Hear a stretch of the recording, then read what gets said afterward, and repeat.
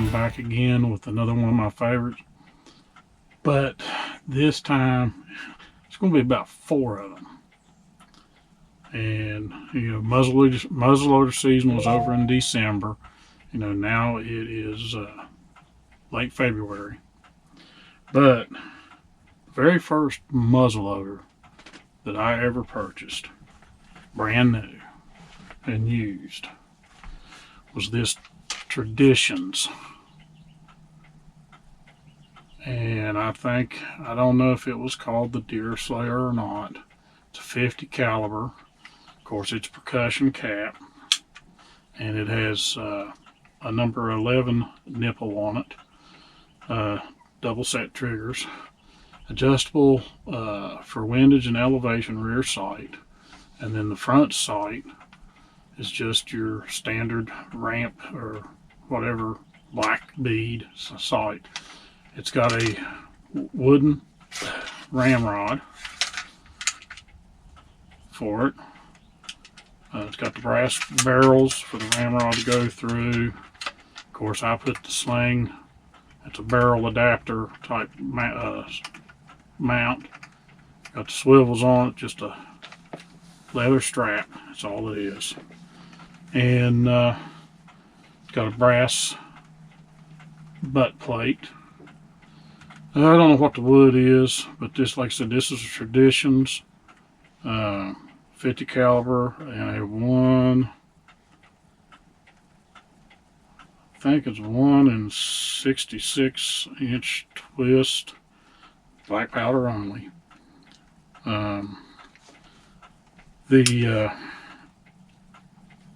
This was back in the day, and like I said, it's got a set trigger. You pull that one, and then you pull this one, and it makes pretty much a hair trigger. But I've hunted for years with this rifle until they came out. You know, the laws were changed in West Virginia to allow inlines with scopes. And of course, I don't know where I put them, but in the day, you know, you had a brass flask or powder horn. I do have one of those, but you had a brass flask either this size or this size. And I'm not 100% sure, these are both, see, this is Traditions, that's what came with it. This is CVA, but I know if you have a flintlock, a lot of guys will use a powder horn for their main powder and a little brass flask like this for the actual finer powder that they put in the flash pan. And of course, by using those, you also have to use, you know, number 11 caps, which seems like nowadays these are getting hard to find. And you just use a standard, you could use a round ball in a patch, or pre-lubed 50 caliber Thompson bullets in these. I got that one, and then later on I got into a trade, and I've never fired this one. This is a CVA Kentucky rifle. Now this is in 45 caliber. It's got all the the brass butt plate, comes up on the stock. I love the stock on this thing. And this is 45 caliber CVA black powder only. I don't think it tells me on here what the twist rifling is on it, but it's got the wooden ramrod. In fact, I think I have to check it and see. I can't remember if this is the ramrod come with it or if I had to get one, but I know on the end, I think this is the one that came with it, other than the end was missing the part that would push your bullet in. And I put a, if I can get it back out, I put a, I think it's a 380, no, it's 9mm casing on the end of the shaft you have as a bullet starter, or to ram the bullet in. but it only has a single trigger. Of course, number 11 nipple. It has a the rear sight on this is adjustable for elevation, but not windage. I guess you could. It looks like the sight itself is dovetailed into this sight, so I guess you could adjust windage that way. It's just got a little blade front sight. I've never hunted with this. In fact, when I got it in on the trade, I have never fired it. And one reason is I didn't have any lead 45 caliber balls for it.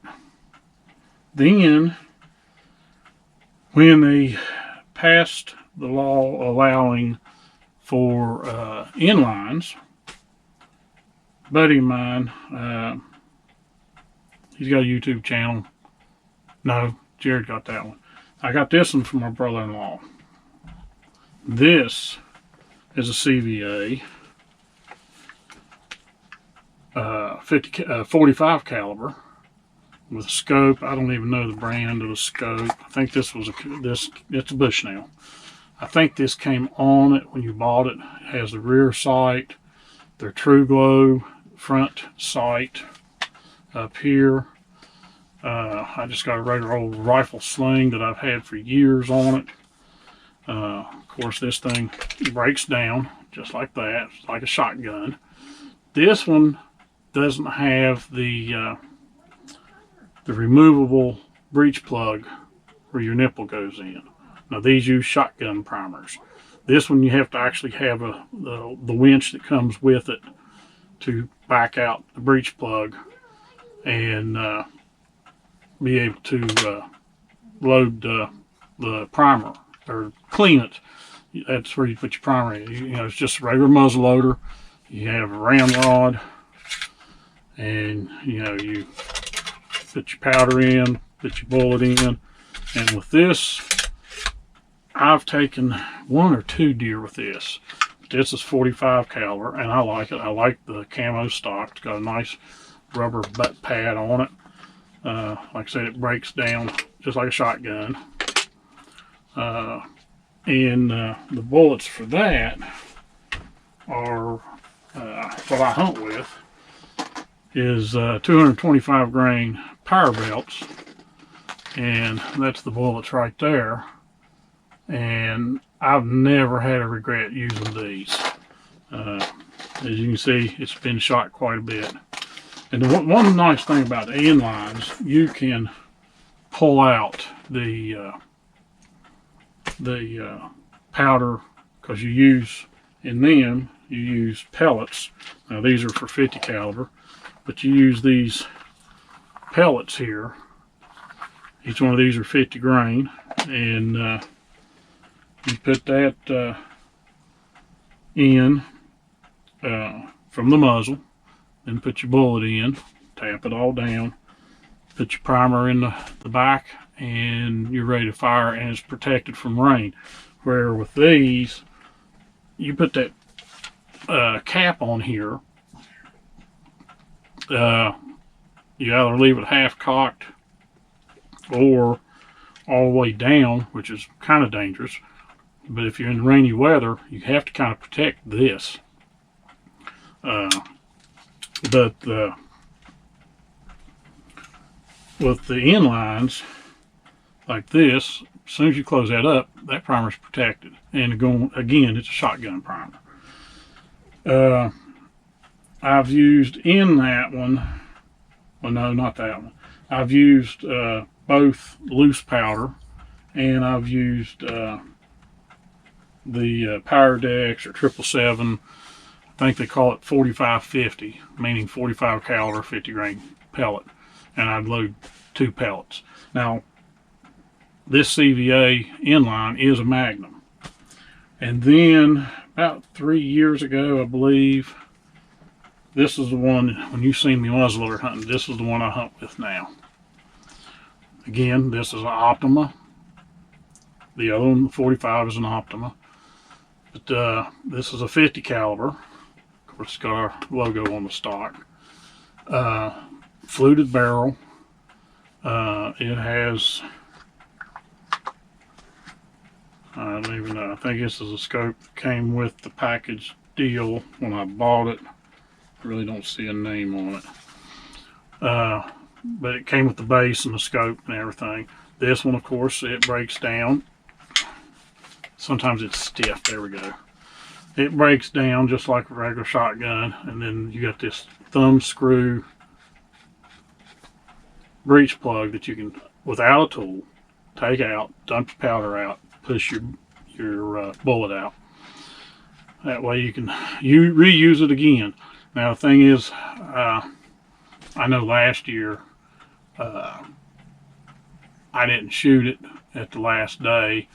I pulled the breech plug out, took the primer out, took the breech plug out, dumped out the powder, pushed the bullet out. Well, after examining the bullet, I don't know if I would reuse that bullet, because pushing that bullet down, you're putting that rifling on that bullet. So if you went to reuse that bullet, who knows how it's going to fly. So, really like this. These inlines are heavy. They're much heavier than my Traditions Deer Slayer 50 caliber percussion cap.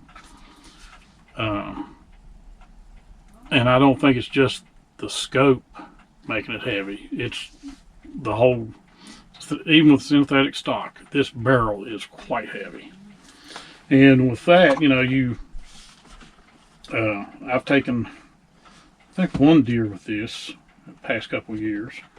Yeah, I remember I killed that little doe. Now the one nice, neat feature I like, okay, here's your ramrod. You have this rubber pad that actually screws on, if I can get it to unscrew. Yeah. There's your jag for putting a patch on and run it through the barrel to clean anything out. But you got this, so whenever you've started your bullet and you're pushing it the rest of the way down, this protects your palm. You've seen a lot of people take a bandana handkerchief and wad it up, put it in their palm, and push their bullet all the way down. Now the thing about this ramrod though is that this is what I carry. My possibles bag. Got my deer antler knife that was made, that picked up at a flea market somewhere, and it's sharp. But you have to carry, let's see if I can find it. Yeah. This is a brass attachment that goes on the end of that ramrod. Now, of course, it's got a jag on it. But when you're going to push your bullet in, you have to screw that on the end of that ramrod that's down inside the gun right now to push that all the way in.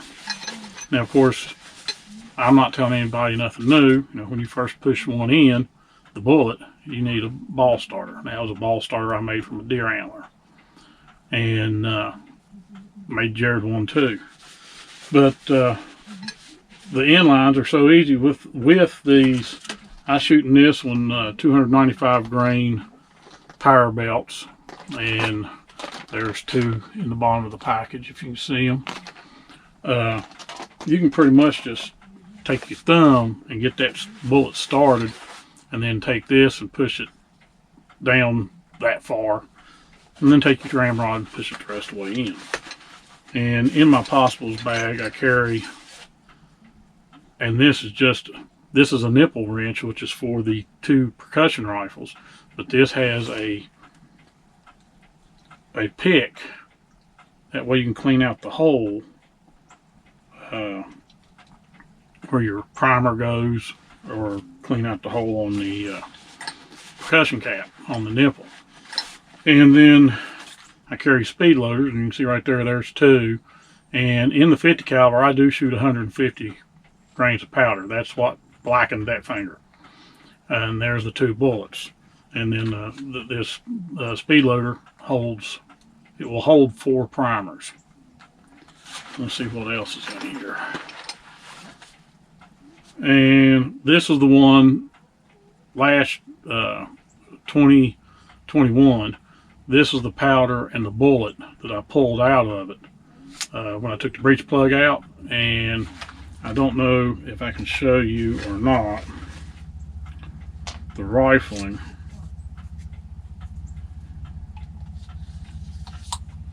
Put that powder back in there. And I'm hoping I can show you this. If you look real close, you can see the rifling on that bullet.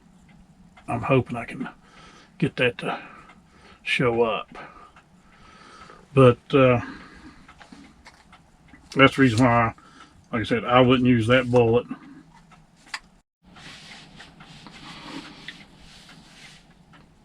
You don't know about the powder.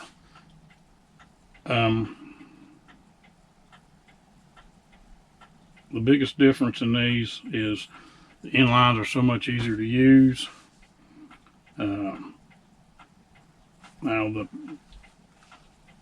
it's a hard decision on when it comes to muzzleloader season what to hunt with.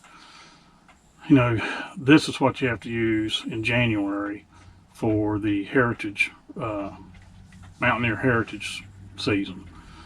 You can't use inlines or scopes. It has to be a percussion cap or a flintlock. And, you know, of course, Jared and I don't participate in that, but, you know, it's either take these out during regular muzzleloader season or participate in it.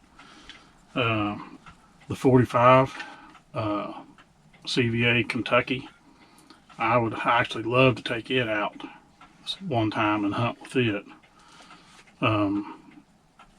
But I don't know when or if ever will. Just having 4 muzzleloaders, it's kind of hard to choose, you know, what to take out and hunt with. This one here, the 45 CVA inline, has the mossy oak breakup camo. And the only problem with it, trying to hunt with it, is trying to find bullets for it. It's only been one time, maybe twice, ever since I owned that, and I've had that one for years. I have been able to find them at Walmart. Most time it's all 50 caliber. I have been to, you know, you might be able to find 45s at Bridgeport Arms and Beckley, Roy's Loan in Oak Hill, Park Center Sporting Goods, and Raynale. But I do have a mold to cast for 45 ACP for my pistol, which I can cast bullets to use. I can use those bullets in this one. I just have to lube them with Thompson's 1000 natural lube, and I can use them. Now, the 50 caliber, of course, everywhere you look, there's 50 caliber bullets, 50 caliber pellets. Of course, you can still buy loose Pyrex, and you can find black powder if you go to a true sporting goods store. This one has the Realtree Extreme. I can't remember if it's called Realtree Extreme or what it is. I just know it is Realtree camo on it. And the best thing about this one is that no tool breech plug removal. And you want to make sure, if you have one of these, that on these threads you put some sort of anti-seize grease on the threads so that it doesn't seize up. It is a booger to take off if it gets seized up. So with that, just want to say please like, comment, and subscribe. That thumbs up is the like. And get these videos out there. But these are just another one of my favorite firearms. And like I said, with muzzleloader season just ended, you know, back in December. Here we are, late February. I've got this one cleaned up because I hunted with the 50 caliber, and didn't get anything other than a smashed finger. That was my fault. I won't go into the story. Several people have asked. But just stay with us. Be more to follow. Jared just got a new rifle, and we plan to do a review of that sometime soon. And we've got some other things that we're going to do reviews on, that we need to do reviews on. So just stay with us. We'll have some more content, and as we're fond of saying, see you in the woods. Thank you for watching.